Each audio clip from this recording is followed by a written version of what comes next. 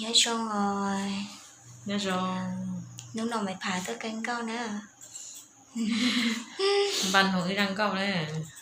Sang có giờ tại cho sai đâu thắc kỳ nói. Giờ ý ra, ói ra, nhiều nhảy ra. Nhiều mới nhớ ra mày phá từ channel do gì tới cái lời sẽ nó học từ channel do dùng mai channel là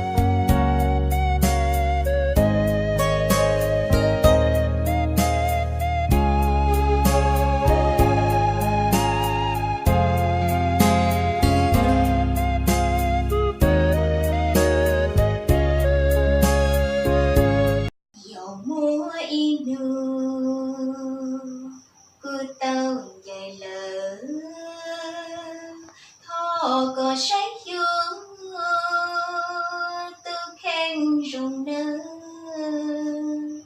vì cứ chỉ nhớ từ nắng con chờ lúc con bờ cha dân bao chỉ cơ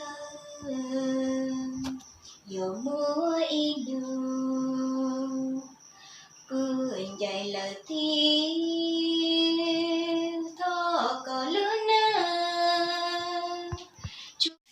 tôi nói chị nhau xíu rồi nữa. Cứ tao dạy lời thọ có lớn nữa chỉ thứ lỡ. Ow. Oh.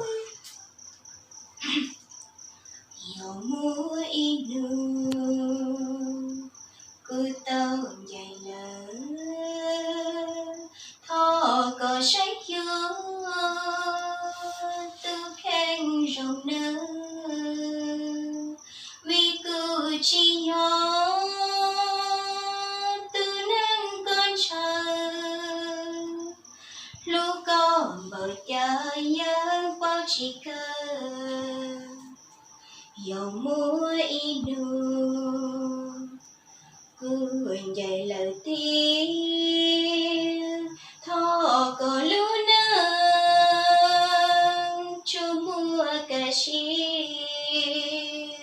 vì cứ chỉ nhớ từ nắng có nhiều lúc con bờ cha đi nu lê xe giờ mùa in nước cứ tao dạy lời thọ có lưu lưu lưu từ nơi nơi thiên lý do từ nắng con chờ từ con bao xua thiên có tội trợ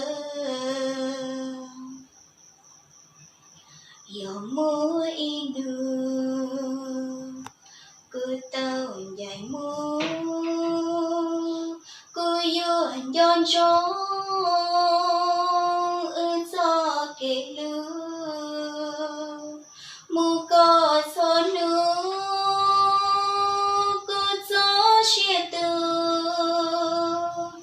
tia cứ tao lưu từ chỉ lưu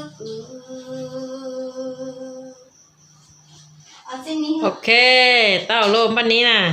Lo chị nhau xíu nè, lo su su nè. Lo su su nè. Sáng hiểu cho nó. Cho nó có giống như tôi ấy đi đấy.